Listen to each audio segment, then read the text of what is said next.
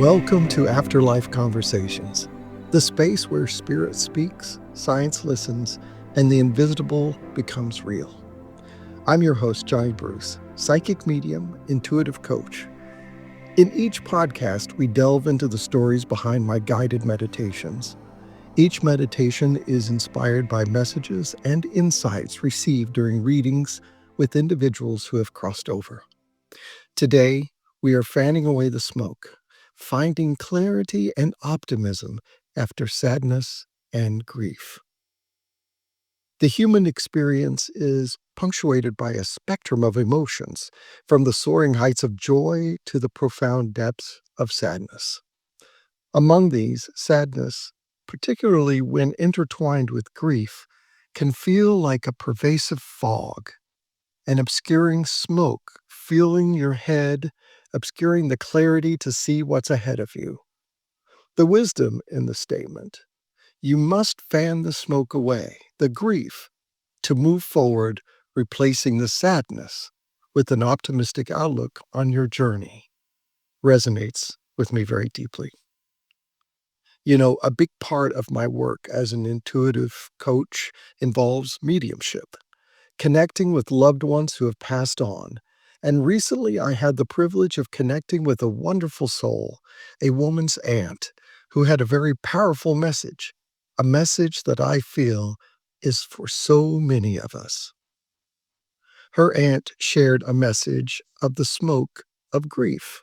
She said, "Tell her the smoke fills her head. She can't see clearly what's ahead of her." And then she said something so profound: you must fan the smoke away, the grief, to move forward, replacing the sadness with an optimistic outlook on your journey. That image of fanning away the smoke, it stayed with me. It's such a powerful metaphor for what we go through when we experience sadness and grief. It's like this veil descends, making it hard to see any light, any hope. So I want to share what I've learned, not just from this beautiful soul, but from diving deep into the science, the psychology, and the spiritual wisdom around sadness and grief. Then I will take you through a guided meditation to help you fan away the smoke, the grief. You know, it's not just in your head. Sadness and grief have a real, tangible effect on our brains. Neuroscience has shown us that when we're sad, there are actual changes in our brain activity. The prefrontal cortex, the part of our brain that helps us with decision making and with seeing the bigger picture, it often slows down. It's like the dimmer switch has been turned way down low. This can make it incredibly hard to think clearly, to make plans, to even imagine a positive future. That smoke the ant was talking about, it's like it settled right there in that part of your brain. And then there's the amygdala, the emotional center of our brain. When we're grieving, it can become hyperactive, making those feelings of sadness, anxiety, and distress even more intense. It's like the smoke is being churned up, thicker and darker. Even our hippocampus, which is crucial for memory and emotions, can be affected. Prolonged sadness can actually shrink it, leading to memory problems and difficulty learning. It's like the smoke is seeping into our memories, making it hard to hold on to the good ones, the hopeful ones. And it's not just about specific brain regions.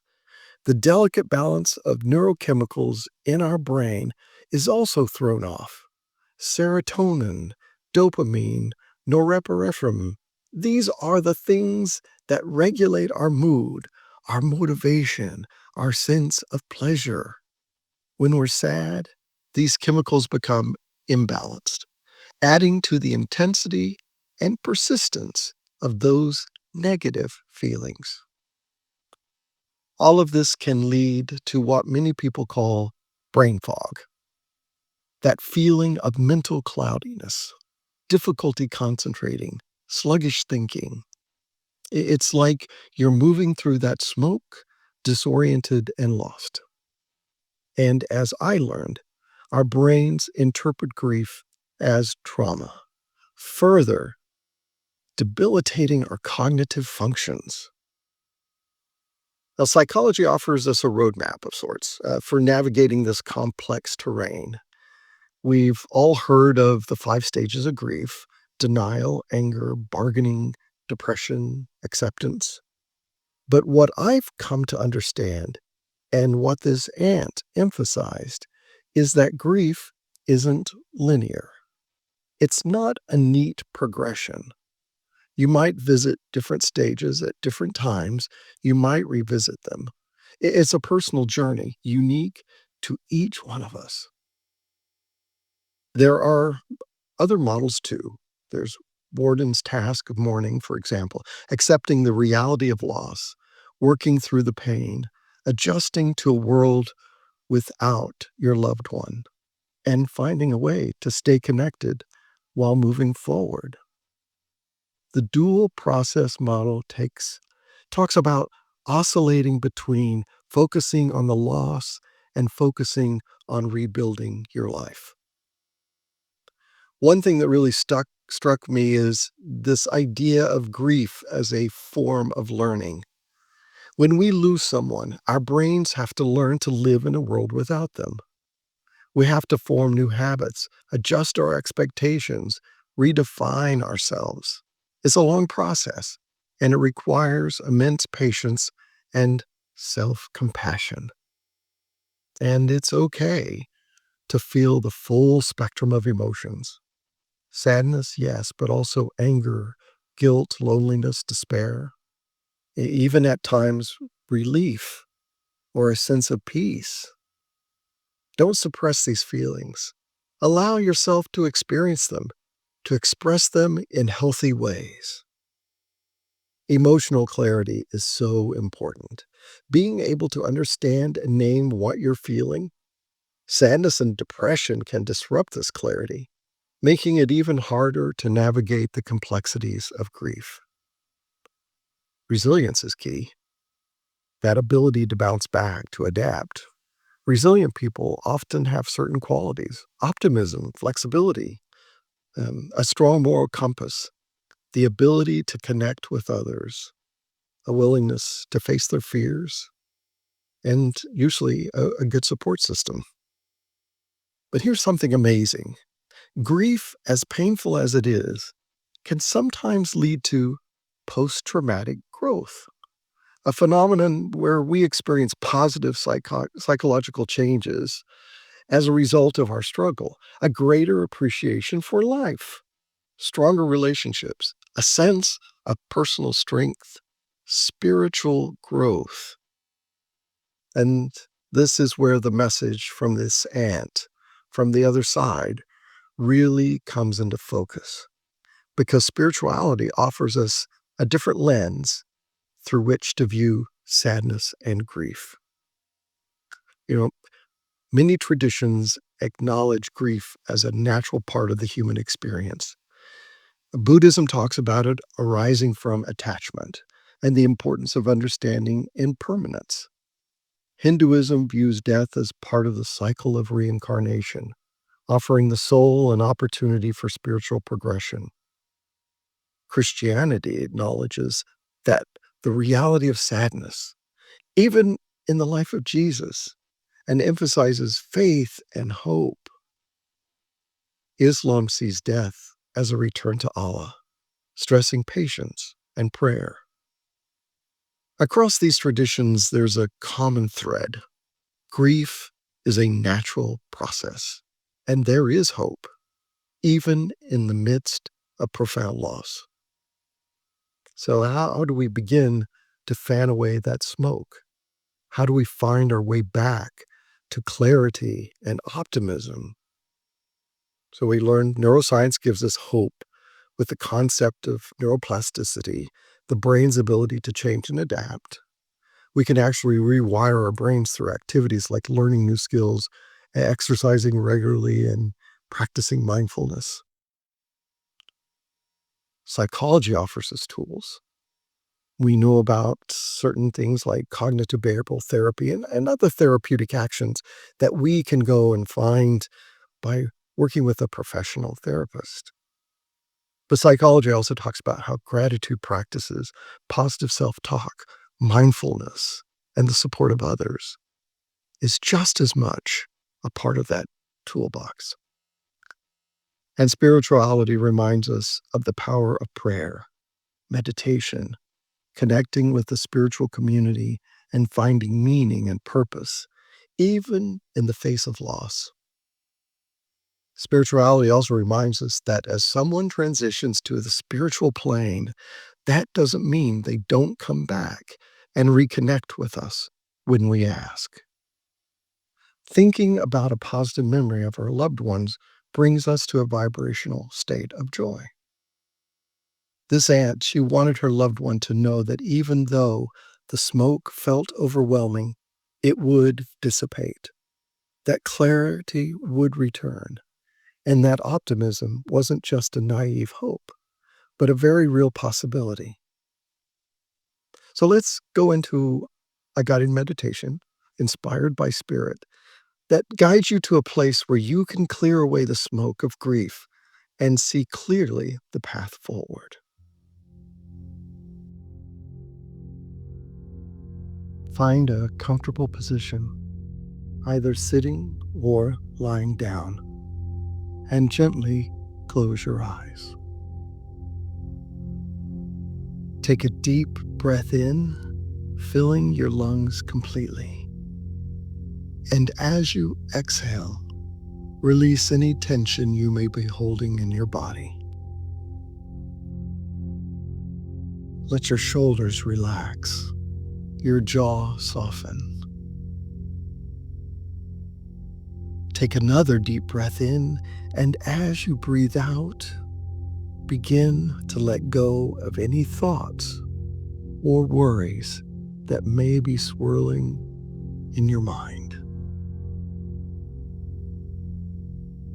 Just for this moment, allow yourself to be fully present here and now.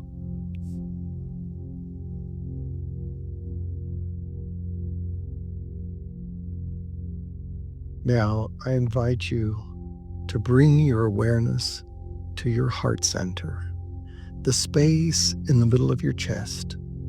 Imagine a warm, gentle light glowing there. This light is the essence of your being, your inner strength, your capacity for love and healing. As you focus on this light, begin to imagine a place where you feel safe, a place of peace and comfort.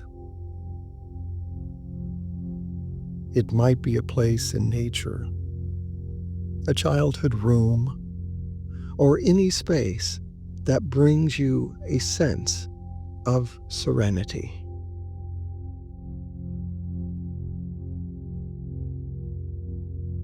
Allow yourself to fully experience this place. Notice the colors, the sounds, the textures. Feel the sense of calm that surrounds you.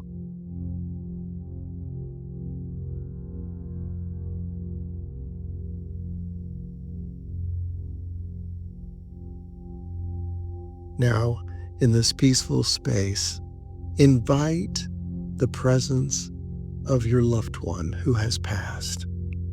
It might be your aunt or another cherished soul. There's no need to try to force this. Just simply extend the invitation and trust that they will be with you.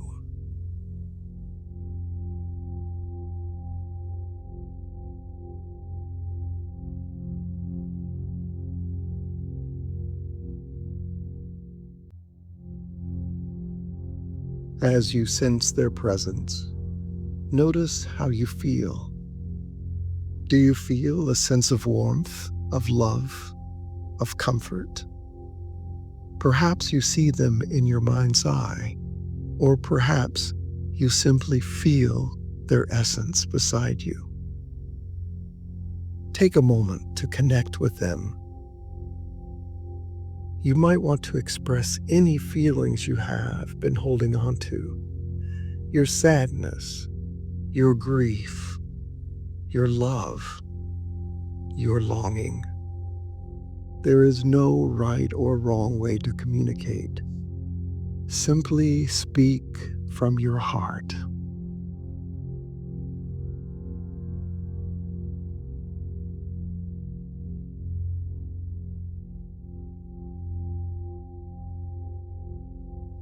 Now, imagine that your loved one is looking at you with eyes of unconditional love and understanding.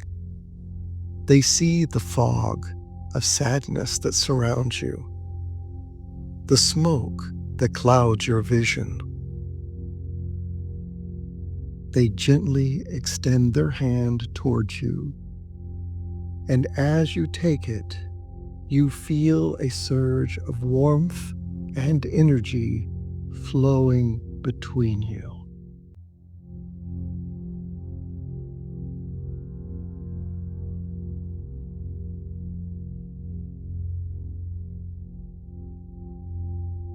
Now imagine that they're holding a soft, gentle fan, and with a loving smile, they begin to fan away the fog that surrounds you. With each gentle movement of the fan, you notice the smoke starting to dissipate. The heavy, oppressive feeling begins to lift.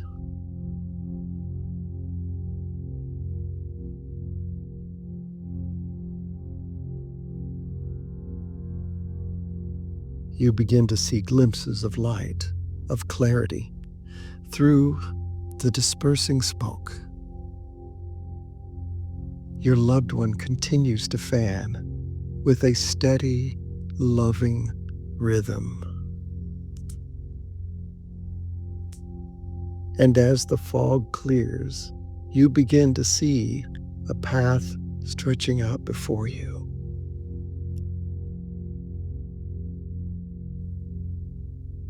As you look upon this path,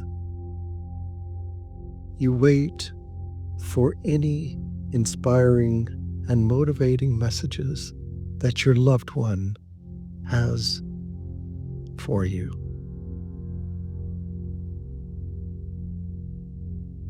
This could be a word, a phrase, something that you need to hear today.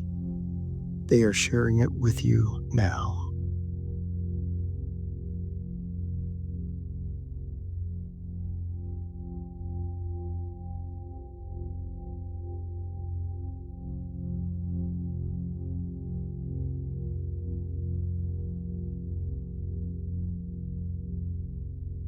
With those words of wisdom, you look back down at the path.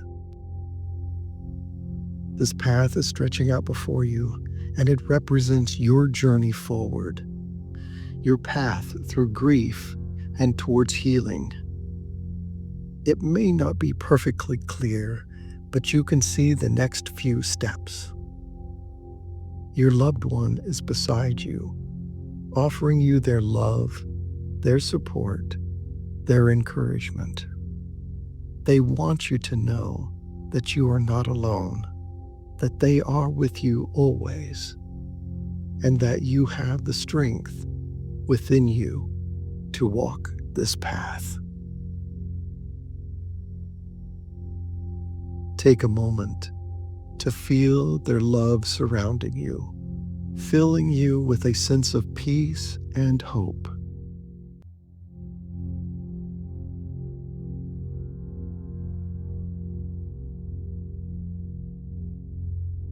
You take in all of that love. that sense of peace and hope, and you hold it within you.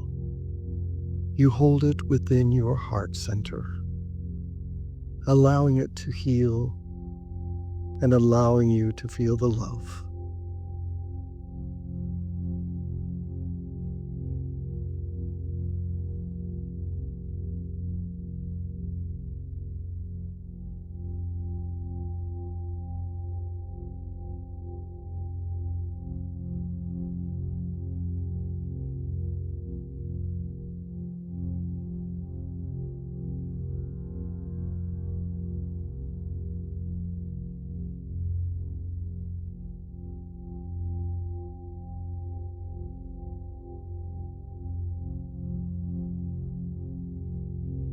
When you feel ready, take a deep breath in,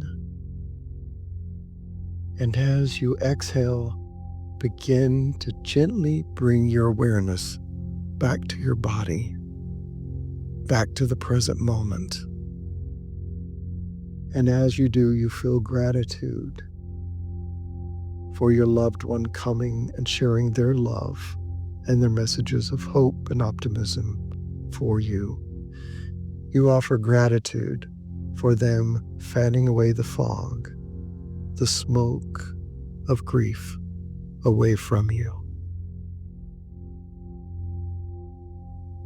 And with that feeling of gratitude, you are now fully present, back in your body, back to the present moment. And you wiggle your fingers and toes, and when you are ready, gently open your eyes.